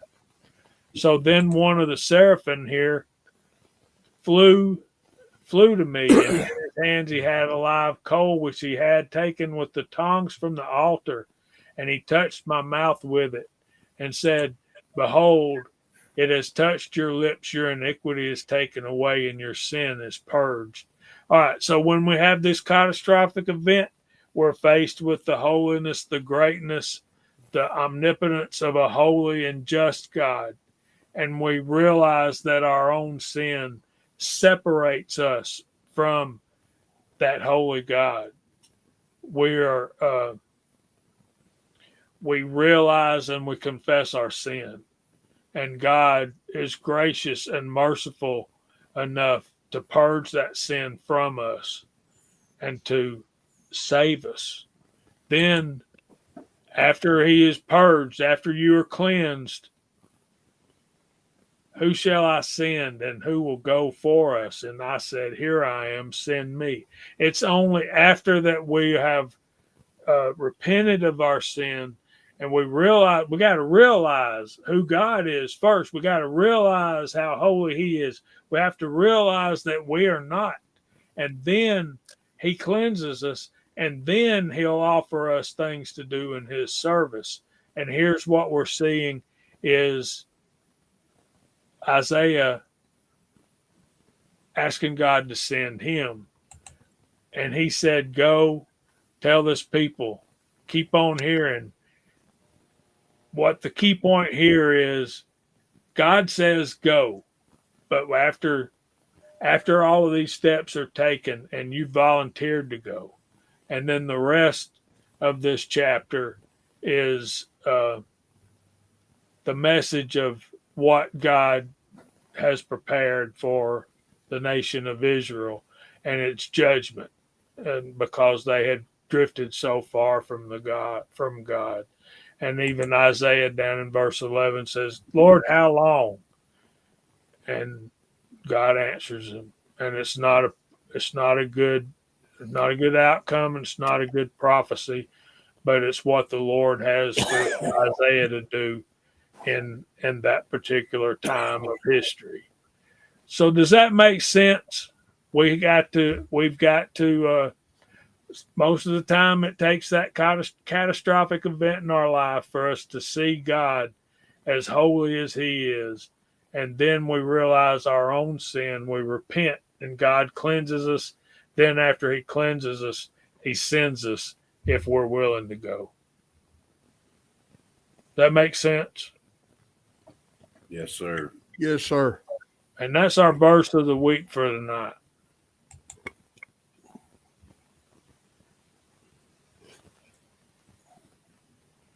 I've definitely missed those. There's Gizzard Gary, man. Welcome in. We've That's been all right. missing you, Gene. That's all right, Gene. I definitely miss you. Thank you. I appreciate that. I got a question I just got asked. Y'all, and I hate it was asked after Kentucky went off. A friend of mine asked me which Wolf 22 ammo was better, match target or match extra. And I was like, when Lapua made it, because that's who made it, it was accurate as crap, but I don't know who makes it now. Anybody know? CW? Do you know? It's Ely. Ely makes it now, I think. Ely makes it? Yeah. Okay. Do you know? Have you, what seems to be the hot? I don't know. They both shoot okay. It's like anything else. It's what your gun likes, you know? Gotcha. Yep. I was just Gotcha. shooting the match extra just today in my 10-inch contender, and it was printing about a half inch at 50 yards Wow. Okay. with a 10-inch handgun. Now it's, of course, not everybody can shoot a handgun that well, but the gun will do it.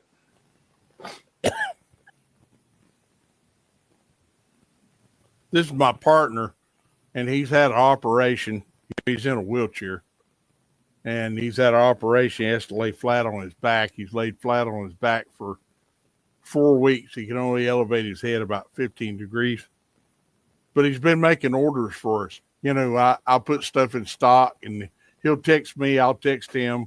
We'll call each other. hey, I need this stuff.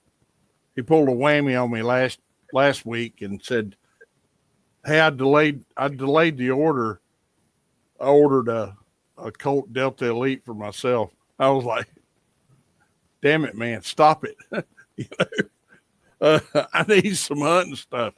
But right now is the time to order stuff like that. So, and we had a customer that wanted a special gun, so we made a special order.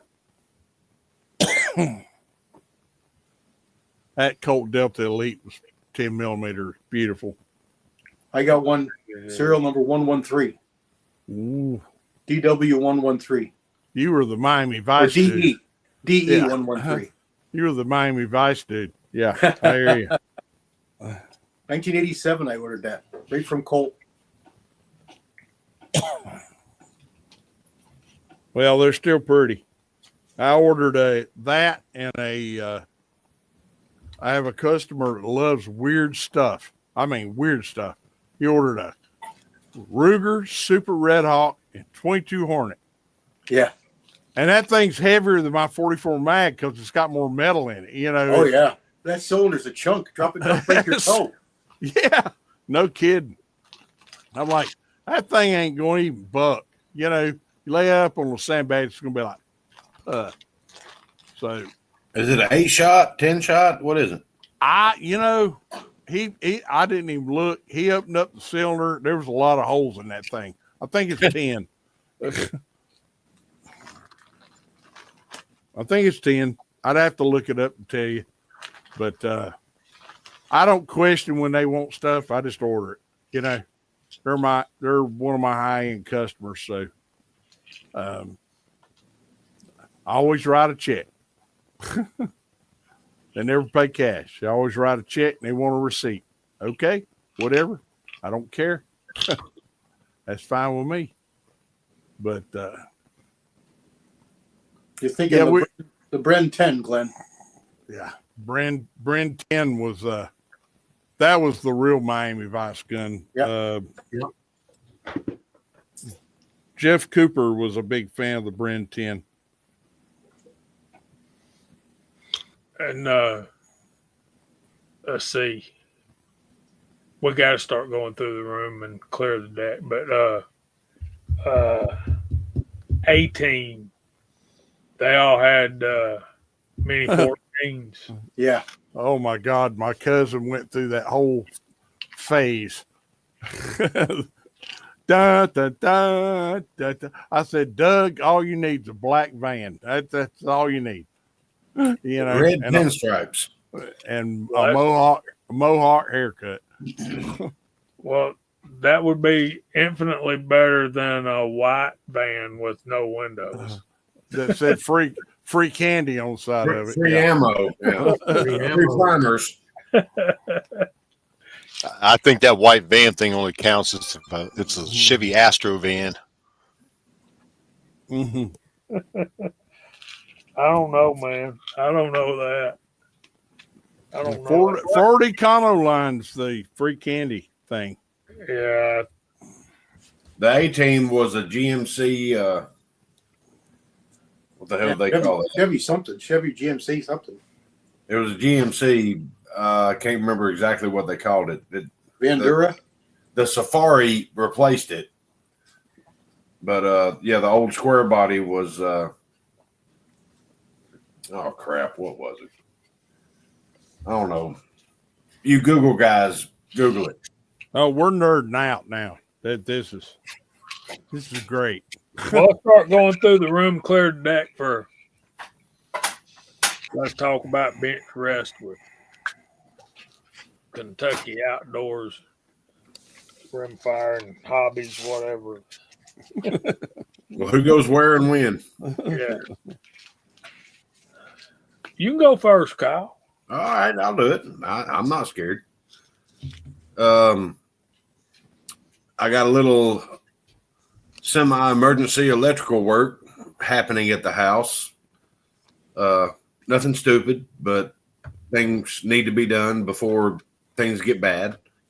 And Okay. there are certain breakers that are wired shut, you know. Ooh, Okay. Yeah, it'll be fixed tomorrow. Just keeping on, getting up every morning at 4:00 and going to work, knocking it out, and coming home and taking care of business. So that's honestly, that's about all I got coming. I'm trying to take care of business. Six, what you got?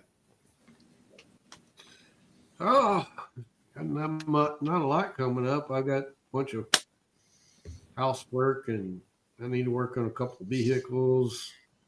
Hopefully, I can shoot. Boy, it's supposed to be really nice Sunday morning, no wind. Weather's going to be nice, so I'm going to try to do some shooting here in the backyard with the air rifles. I'm going to try to shoot that no pros turkey target. So, and that's about all I got planned. So, got a bunch of parts coming in to work on some more air guns. So, hopefully soon I'll get to go shooting or hunting. I hope so I don't too, know if I man. will or not. So That's it for me. thanks for being here, man. Chad Kelly's out for there. letting Y'all me say do Hey, say hey to him. Hey, Chad. Hey, Chad.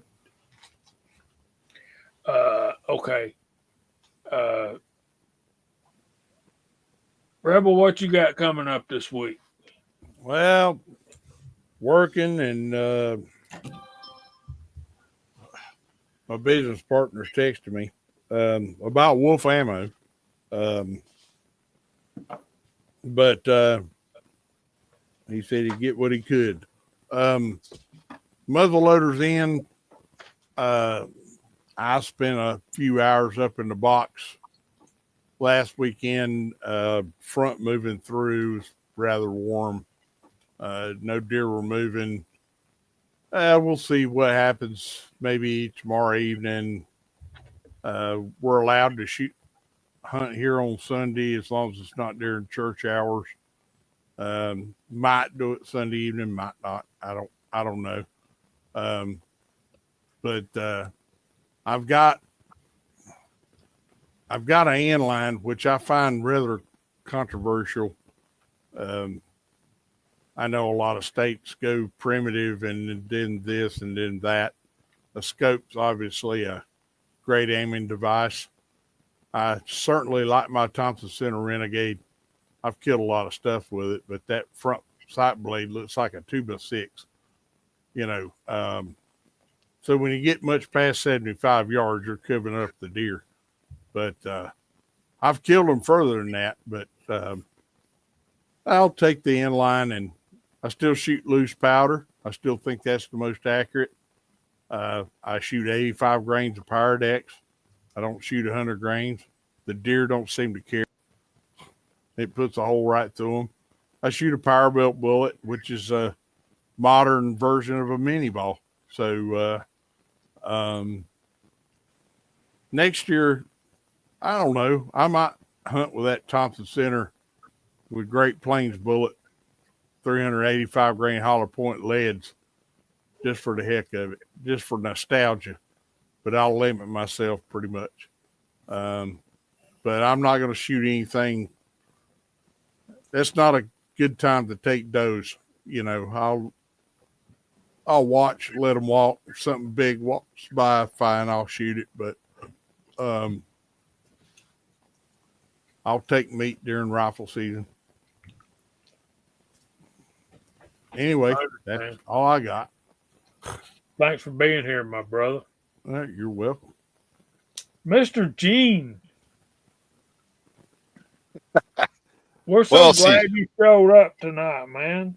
Oh, it was time. It was time. Thanks for having me. I appreciate you. Love y'all. Miss y'all. Love you too. Well, let's see.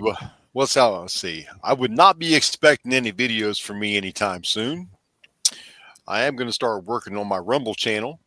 I've got a bunch uploaded in my laptop off my external hard drive where I save all my videos at. And so I'm going to start uploading there next week. Start doing some series on there and see if I can get any traction over there. getting tired of being deleted. You know how I feel? Yep.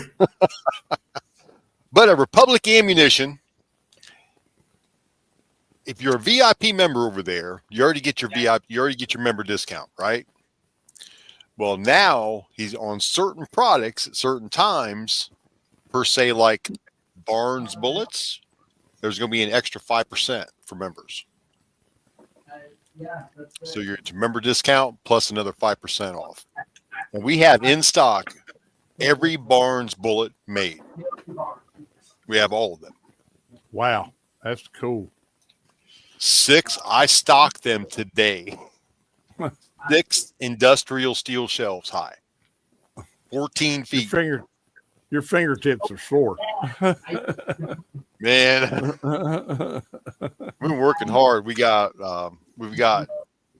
probably 2/3 of what burger bullets have, and we're waiting for the rest to come in. We're getting Alliant powders back in. Yep. Those are starting to come back in. Man, everything. We've changed the shop all around completely. I need to do a video of the shop now because it's 14-foot high shelves, six shelves on that 14 feet high, and they just wrap around and go up and down, and they are full. I mean, it's got to move stuff and make room to put more stuff. It's insane. It's insane how much we've grown in the last few months. Gene, you see any of the Alliant Magnum powders come in? No, Okay. not yet. All right. We've got 20 unique and bullseye. So I was happy about that. We got in 100 pounds of unique and it went out the door. Mm-hmm. We've got plenty of bullseye. We got 2400. We got Reloader 15.5. Never seen that one before, but yeah, we that was a thing right before the, yeah. We got a bunch of stuff in. Vidavory's coming around real nice. We've got almost all the Vidavory powders. cool. We've got everything you can get from IMR, which is practically nothing. 4 or 5 different ones. Other than that, it's IMRs. They're done.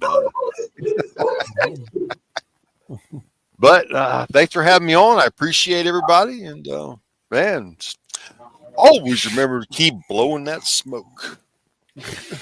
Yeah. We've been missing you, Gene. Thanks for showing up, man. Thanks for having me, brother. You're welcome anytime, and you know that. So Gene Davis got a question for you, Gene. IMR 48.95. Yep, just got some in, stocked it up. Well, there you go. Better get it It's while on you can. That won't last long. It's on the site. That's the world's most perfect 30-06 powder. Yes, sir. That's what it was. By the way,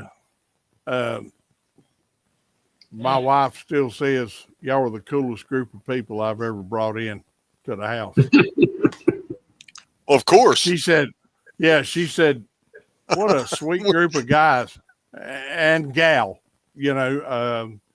She said, I she just walked in. She knew I was feeling bad because that antibiotic. I didn't know I was supposed to not be out in the heat. And y'all know how hot it was here. It was just dogging me out. It was warm. And she just took over. She's such a gracious person, and she said, "What a sweet group of people." I said, "Well, you don't know them. You don't know them like I do." No, you and the wife were very, very good hosts. Made us feel welcome. Well, you're always we walked welcome. in like family. Yeah, you've. We'll be back. Anytime you're in North Carolina, there's a place to sleep here. It might be a cot, it might be a bed, it might be the floor, but hey, you got a place to stay.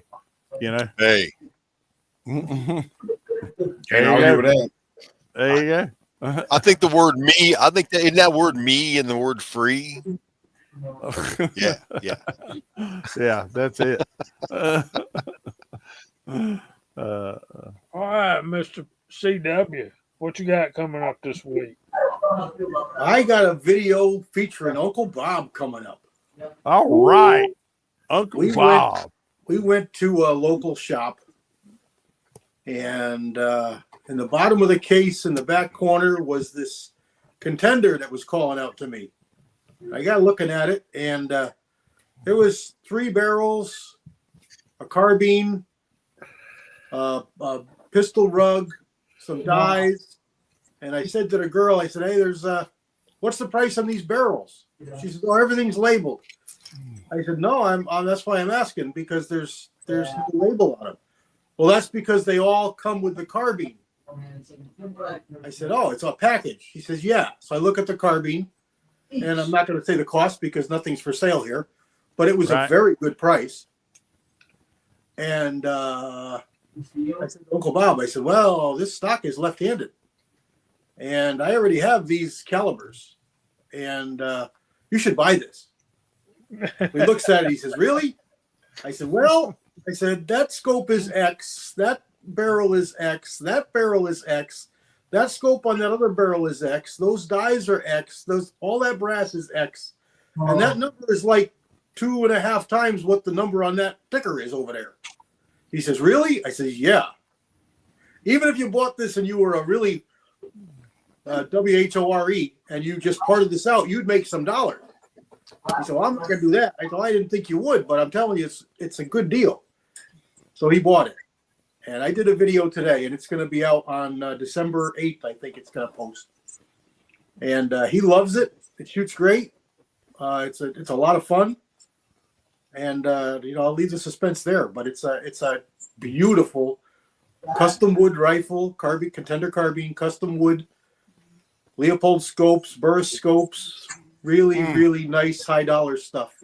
I wish Uncle Bob was local so he could come into my shop every week, because he is so cool to watch him shop, Yeah. Even if you don't buy nothing, Yeah. It's just fun. Look at him 5 times. Oh, yeah. So that's coming up. And I did a little bit of videos today on 2 other things. Nothing new, just revisiting older stuff. So it was a fun day with that. For us, deer season, rifle season starts next Wednesday. So I'll be sitting on a bucket, hoping for some of these deer that literally just 5 minutes ago, one walked by my stand and on my cellular camera here. So hopefully they'll be in the daylight. Good stuff coming. I want to thank everybody on the panel and everybody in the side chat. Kind of off the cuff, talking about this and that and stuff going on, and I think it went pretty good. We had a really good time, and I enjoyed it. Jamie. Guys, thank y'all for being here. Thanks for joining us this evening. We had over 40 at one point, and I'm going hunting in the morning, Lord willing. So we'll share this with y'all. The Lord bless you and keep you. The Lord make his face shine upon you and be gracious to you. The Lord lift up his countenance upon you and give you peace. We hope the Lord blesses y'all real good. And until, if he's willing, next Friday night at 8 o'clock, we'll be back. Say good night, y'all. We love you. God bless everyone. We love you. Nothing you can do about it.